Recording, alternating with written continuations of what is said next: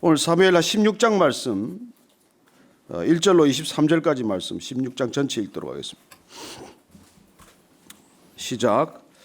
다윗이 마루턱을 조금 지나니 므비보셋의 종 시바가 안장 지은 두 나귀에 떡 200개와 건포도 100송이와 여름 과일 100개와 포도주 한 가죽 부대를 싣고 다윗을 맞는지라. 왕이 시바에게 이르되 내가 무슨 뜻으로 이것을 가져왔느냐 하니 시바가 이르되 나귀는 왕의 가족들이 타게 하고 떡과 과일은 청년들이 먹게 하고 포도주는 들에서 피곤한 자들에게 마시게 하려 함이니이다. 왕이 이르되 내 주인의 아들이 어디 있느냐 하니 시바가 왕께 아뢰되 예루살렘에 있는데 그가 말하기를 이스라엘 족속이 오늘 내 아버지의 나라를 내게 돌리리라 하나이다 하는지라. 왕이 시바에게 이르되 므비보셋에게 있는 것이 다 내 것이니라 하니라. 시바가 이르되 내가 절하나이다. 내 주 왕이여 내가 왕 앞에서 은혜를 입게 하옵소서 하니라. 다윗 왕이 바후림의 이름에 거기서 사울의 친족 한 사람이 나오니 게라의 아들이요 이름은 시므이라. 그가 나오면서 계속하여 저주하고 또 다윗과 다윗 왕의 모든 신하들을 향하여 돌을 던지니 그때 모든 백성과 용사들은 다 왕의 좌우에 있었더라. 시므이가 저주하는 가운데 이와 같이 말하니라. 피를 흘린 자여 사악한 자여 가거라 가거라. 사울의 족속의 모든 피를 여호와께서 내게로 돌리셨도다. 그를 이어서 내가 왕이 되었으나 여호와께서 나라를 내 아들 압살롬의 손에 넘기셨도다. 보라 너는 피를 흘린 자이므로 화를 자초하였느니라 하는지라. 스루야의 아들 아비새가 왕께 여짜오되 이 죽은 개가 어찌 내 주 왕을 저주하리이까. 청하건대 내가 건너가서 그의 머리를 베게 하소서 하니 왕이 이르되 스루야의 아들들아 내가 너희와 무슨 상관이 있느냐. 그가 저주하는 것은 여호와께서 그에게 다윗을 저주하라 하심이니 내가 어찌 그리하였느냐 할 자가 누구겠느냐 하고 또 다윗이 아비새와 모든 신하들에게 이르되 내 몸에서 난 아들도 내 생명을 해하려 하거든 하물며 이 베냐민 사람이랴. 여호와께서 그에게 명령하신 것이니 그가 저주하게 버려두라. 혹시 여호와께서 나의 원통함을 감찰하시리니 오늘 그 저주 때문에 여호와께서 선으로 내게 갚아주시리라 하고 다윗과 그의 추종자들이 길을 갈 때 시므이는 산비탈로 따라가면서 저주하고 그를 향하여 돌을 던지며 먼지를 날리더라. 왕과 그와 함께 있는 백성들이 다 피곤하여 한 곳에 이르러 거기서 쉬니라. 압살롬과 모든 이스라엘 백성들이 예루살렘에 이르고 아히도벨도 그와 함께 이른지라. 다윗의 친구 아렉 사람 후세가 압살롬에게 나아갈 때 그에게 말하기를 왕이여 만세 왕이여 만세 하니 압살롬이 후세에게 이르되 이것이 내가 친구를 후대하는 것이냐. 내가 어찌하여 내 친구와 함께 가지 아니하였느냐 하니 후세가 압살롬에게 이르되 그렇지 아니하나이다. 내가 여호와와 이 백성 모든 이스라엘의 택한 자에게 속하여 그와 함께 있을 것이니이다. 또 내가 이제 누구를 섬기리이까. 그의 아들이 아니니까 내가 전에 왕의 아버지를 섬긴 것 같이 왕을 섬기리이다 하니라. 압살롬이 아히도벨에게 이르되 너는 어떻게 행할 계략을 우리에게 가르치라 하니 아히도벨이 압살롬에게 이르되 왕의 아버지가 남겨두어 왕궁을 지키게 한 후궁들과 더불어 동침하소서. 그리하면 왕께서 왕의 아버지가 미워하는 바 됨을 온 이스라엘이 들으리니 왕과 함께 있는 모든 사람의 힘이 더욱 강하여지리이다 하니라. 이에 사람들이 압살롬을 위하여 옥상에 장막을 치니 압살롬이 온 이스라엘 무리의 눈앞에서 그 아버지의 후궁들과 더불어 동침하니라. 그때 아히도벨이 베푸는 계략은 사람이 하나님께 물어서 받은 말씀과 같은 것이라. 아히도벨의 모든 계략은 다윗에게나 압살롬에게나 그와 같이 여겨졌더라. 아멘. 오늘 얘기는 다윗과 시바라는 므비보셋의 종, 그리고 다윗과 시므이의 얘기, 그리고 압살롬과 아히도벨의 얘기, 이런 얘기들이 오늘 함께 기록이 되어 있습니다. 다윗은 지금 피난길에 올라 있습니다. 광야길로 들어섰습니다. 그는 어쩌면 다시 광야길로 나아가면서 믿음의 자리를 회복하기 시작을 했습니다. 그러나 그럼에도 불구하고 현실은 낙관할 수 없는 현실이죠. 앞을 내다볼 수 없는 상황입니다. 과연 예루살렘으로 돌아올 수 있을 것인가? 그래요. 그렇지만은 그는 두 제사장과 레위인들이 메고 온 법궤를 다시 예루살렘으로 돌려보냈습니다. 마땅히 그와 가는 것이 가장 큰 도움이 되겠지만 그러나 그는 자기 자신보다도 예루살렘과 이스라엘을 지키시는 하나님을 더 신뢰했고 그리고 하나님께서 은혜를 베푸시면 다시 예루살렘으로 돌아올 것을 믿은 것이죠. 오늘 피난길에 뜻밖의 이 시바라고 하는 종이 찾아옵니다. 이 사람은 원래 사울의 종이었지만 사울 왕이 죽으면서 그 재산을 가로챘던 사람이에요. 다윗 왕이 오르고 나서 그 사울 집안에 남은 자가 없느냐 찾다가 요나단의 아들 므비보셋을 찾습니다. 두 다리를 저는 그 아들이 요나단의 아들이었기 때문에 그런 요나단과의 약속을 굳게 지키기 위하여 다시 그 재산을 므비보셋에게 돌려주는 것이죠. 시바는 어떻게 졸지에 자기가 누리던 재산을 다 잃어버린 셈이 된 것입니다. 그리고 어쩌면 자유인처럼 살아가던 그가 다시 므비보셋의 종이 된 것이죠. 그는 다윗의 피난길에 상당히 많은 양의 음식물을 가지고 와서 다윗에게 사실은 모함을 하는 것이죠. 선의를 가지고 찾아온 줄 알았습니다. 다윗도 그렇게 속았어요. 이 시바는 오늘 보니까 나귀 2마리에다가 떡 200개와 건포도 100송이와 여름과일 100개와 포도주 한 가족 부대, 그리고 이 피난길에 먹을 것도 넉넉지 않은 상황에서 이 많은 것들을 가져다 주는 것에 어쩌면 감사하고 어쩌면 마음이 울컥했을지도 모르죠. 그런데 오늘 다윗이 내 주인은 어디 갔느냐, 이 피난길에 당연히 은혜를 베푼 므비보셋은 따라가야 하지 않겠느냐, 그렇게 물었을 때 시바는 뜻밖의 모함하는 얘기를 그냥 주저없이 하는 것이죠. 그리고는 이 시바의 얘기를 따르면은 이 므비보셋은 이제 다윗이 쫓겨가니까 아버지 사울의 나라가 다시 재건되는 것으로 기대하고 있다고 그렇게 얘기를 하고 맙니다. 그 말을 덜컥 믿고 다윗은 그러면 그 집 재산을 다 내가 가져라, 그렇게 정리를 하고 일단 떠나는 것이죠. 나중에 이 시므이의 거짓말, 시바의 거짓말이 밝혀지고 그때도 다윗은 이 재산을 므비보셋에게 다 돌려주지는 않습니다. 절반씩 나눠 갖도록 하죠. 이해할 수 없는 조치를 나중에 취하게 됩니다. 오늘 어쨌건 시바를 만난 뒤에 오늘 시므이라는 작자가 따라오기 시작을 합니다. 어제까지 충신이었어요. 잘 따라다녔습니다. 그러나 오늘 보니까 이 피난길에 따라오면서 돌을 던지고 저주를 하기 시작을 해요. 할 수 없는 일입니다. 갑자기 태도가 표변해서 그렇게 돌변한 시므이를 바라보게 되는 것이죠.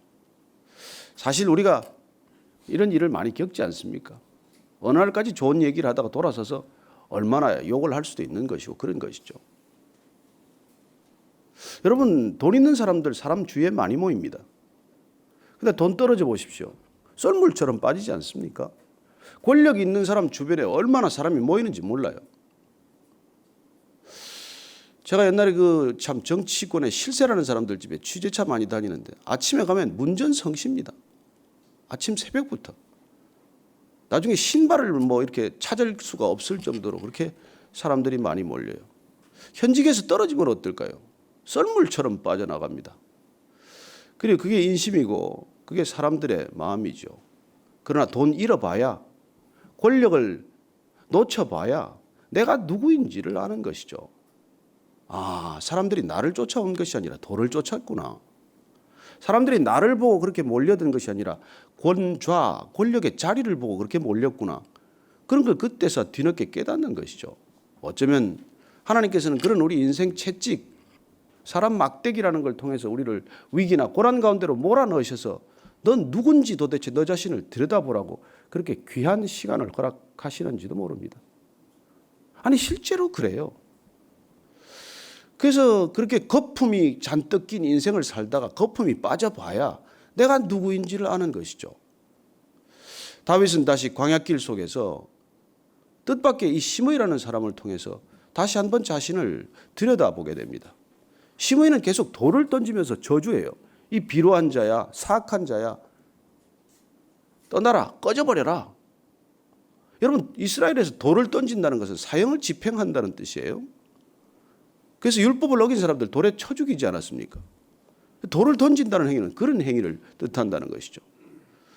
그리고 엊그제까지 신하로 있던 사람이 이렇게 돌을 던지고 저주하고 입에 담을 수 없는 욕을 퍼붓는 걸 보고 옆에 있던 경호대장격이에요. 지금 아비새라는 사람, 요압의 함께 다 이렇게 지금 다윗을 따라 피난길에 올랐지만 칼을 찬 사람들이에요.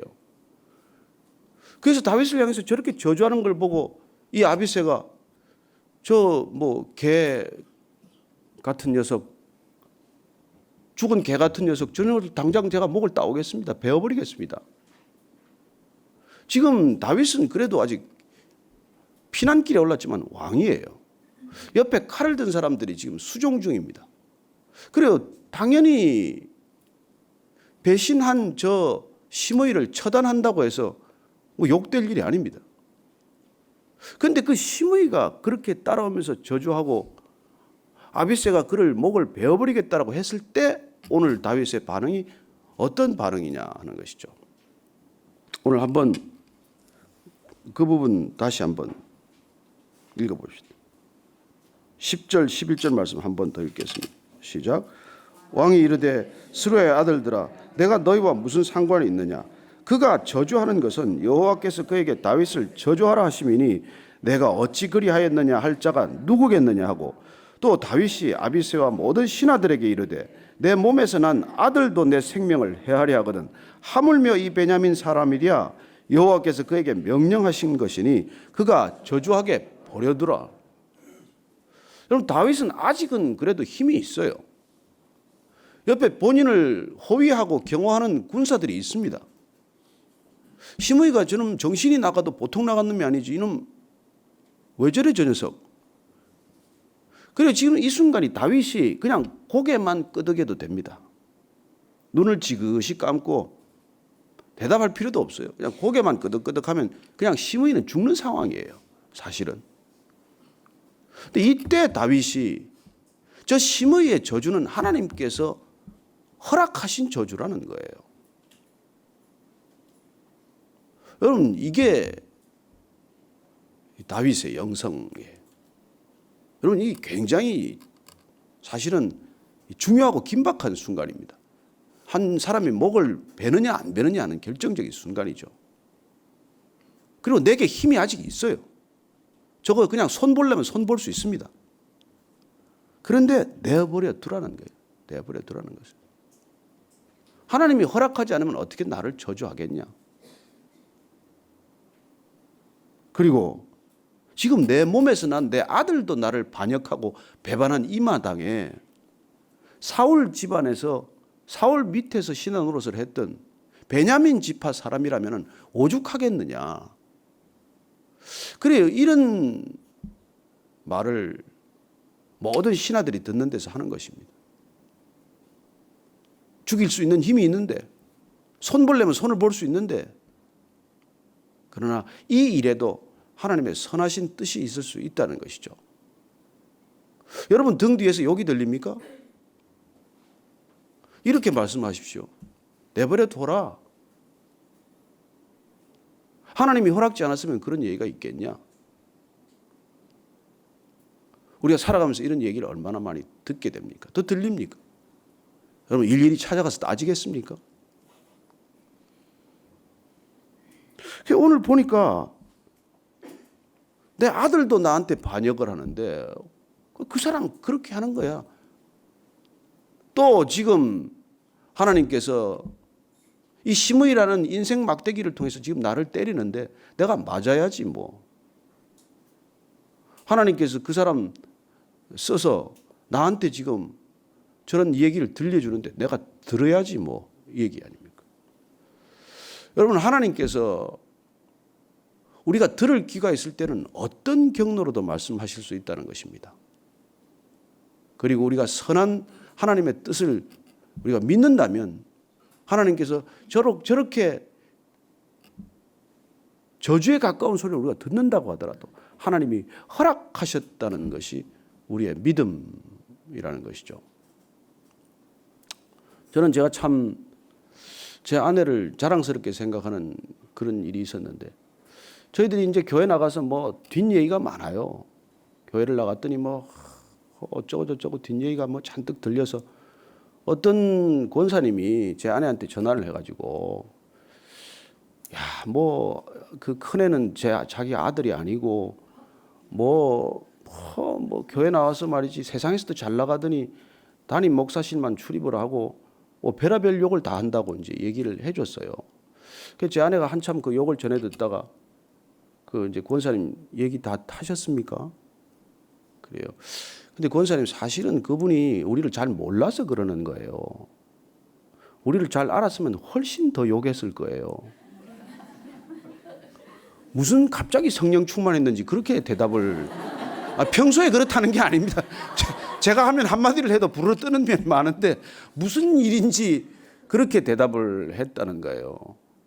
그래가지고는 나중에 결국은 그분이 또 이렇게 사과도 하고 또 너무나 좋은 관계가 되어서 정말 평생 말씀의 동반자가 되고 그렇게 좋은 일이 일어났다는 것입니다. 저는 여러분들 살다가 보면 욕을 많이 들을 줄로 믿습니다. 그럴 때 하나님께서 그 입을 통해서 말씀하시는구나 그렇게 믿으시기 바랍니다. 여러분 지금 기독교가 얼마나 욕을 얻어먹습니까? 개독교라는 말을 얼마나 심하게 듣습니까?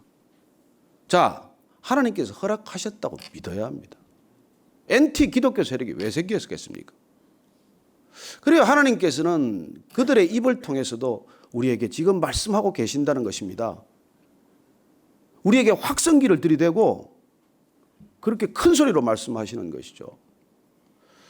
그래요. 그럴 때 오늘 다윗은 그 믿음을 이렇게 말합니다. 12절 보면 혹시 여호와께서 나의 원통함을 감찰하시리니 오늘 그 저주 때문에 여호와께서 선으로 내게 갚아주시리라.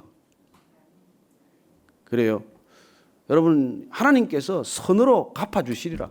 지금 당장은 아니지만 지금은 원통하고 가슴이 아프지만 지금은 속이 쓰리지만 그러나 하나님께서 언젠가 갚아주시리라. 이거 우리의 믿음 아닙니까? 이런 믿음의 고백이 우리가 있기 때문에 그냥 웃고 지나가는 거 아닙니까? 저는 오늘 이 다윗의 고백, 다윗의 믿음의 태도, 다윗의 성숙한 어떤 믿음의 결단, 이게 우리 모두의 믿음의 자리 되기를 축원합니다. 그래요. 살다 보면 왜 오해가 없겠습니까? 왜 이런저런 소리가 안 들리겠습니까? 그러나 우리가 그런 말에 휘둘리기보다 그 말 한번 우리가 휘둘려서 그 말에 출처를 찾고 옳고 그르고를 따지다가 얼마나 일이 얽혀서 더 얽혀 들어가는 게 그게 사탄이 노리는 거 아닙니까? 거기 한번 매여들면 그러다가 여러분 여기 교회 떠난 사람 여기까지 오신 분 혹시 없습니까? 없게 되기를 축원합니다. 그래요. 오늘 그런 다윗의 믿음 우리가 함께 본받게 되기를 축원합니다. 그래요. 오늘 뒷얘기는 압살롬이 이제 입성을 했어요. 예루살렘 거기 들어갔습니다. 아히도벨이라는 사람이 대모략가입니다. 다윗을 그렇게 충성스럽게 섬겼지만 그는 이제 그렇게 편을 든 것이죠.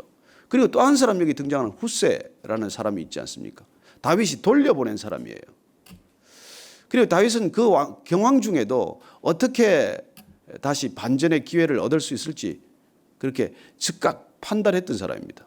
후세가 압살롬이 들어오니까 왕께 만세, 왕께 만세, 그냥 만세를 부르면서 맞은 거예요. 그 압살롬이 깜짝 놀랐습니다.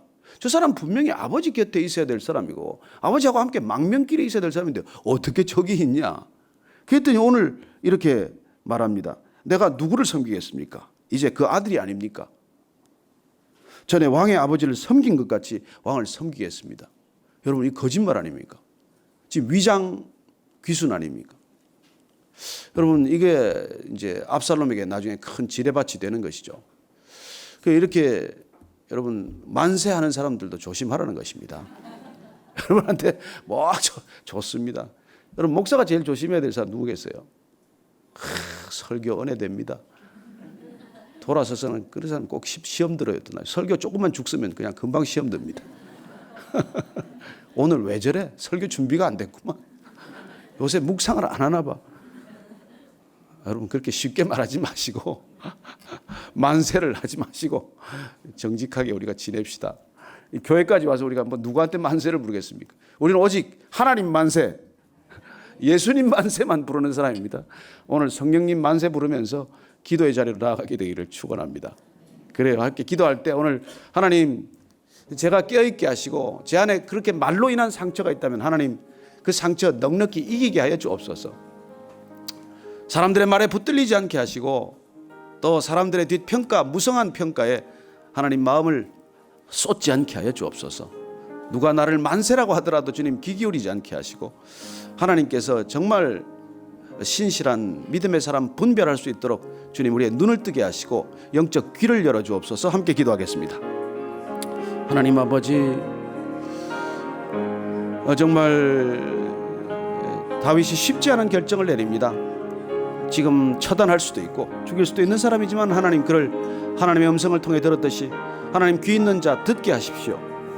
저희들의 귀를 열어주셔서 불신자들의 말이라고 할지라도 하나님의 음성으로 들을 줄 알게 하시고 하나님 내 가장 곁에 있는 사람들의 말이라고 할지라도 그 말 하나님의 음성이 아니고 사탄의 음성이라면 하나님 그 말 분별할 수 있게 하여 주옵소서. 말에 휘둘리지 않는 하루, 오늘도 주님 앞에서 신실한 하루, 하나님 뜻을 따라 걷는 하루, 주 안에서 평강과 안식을 누리는 하루 되게 하여 주옵소서. 흔들리는 세상 가운데 있지만은 반석 같은 믿음 위에 서서 뚜벅뚜벅 이 메마른 땅을 종일 걸어갈지라도 피곤치 않게 하셔서 오늘 주 앞에서 정말 신실하게 살아가는 하루가 되게 하여 주옵소서. 주님, 우리를 붙들어 주옵소서. 우리의 귀를 붙들어 주옵소서. 우리의 마음을 붙들어 주옵소서. 함께 해 주시옵소서. 하나님 아버지, 오늘 다윗이 그를 저주하는 말을 서로 들었을지라도 그것을 하나님의 음성으로 들을 수 있는 영적 귀가 열렸듯이 저희들도 세상에 어떤 비방이나 비난이나 비판이라고 할지라도 그 가운데서도 하나님의 음성을 분별해 듣게 하시고 우리를 아무리 칭송하는 말이라고 할지라도 그 가운데 사탄의 음성으로 분별해 듣게 하여 주옵소서. 하나님 아버지, 이 흔들리는 세상 가운데 흔들리지 않는 믿음, 반석 같은 주의 믿음 가지고 걸어가는 오늘 하루가 되게 하여 주옵소서. 그리하여 종일 메마른 땅을 걸어갈지라도 피곤치 않게 하시고 주님 붙들고 가는 걸음걸음이 기쁨의 걸음 되게 하여 주옵소서. 이제는 우리 구주 예수 그리스도의 은혜와 하나님 아버지의 무한하신 사랑과 성령의 감동케 하심과 기름 부으심이 오늘 다윗처럼 그렇게 영적인 눈과 귀를 열어서 이 세상 가운데를 걸어갈 때 어떤 비난과 어떤 칭찬 가운데서도 흔들리지 않고 주의 길 변함없이 걸어가기로 결단한 이 자리에 고개 숙인 모든 믿음의 지체들 위해 지금부터 영원까지 함께 하옵시기를 축원하옵나이다. 아멘.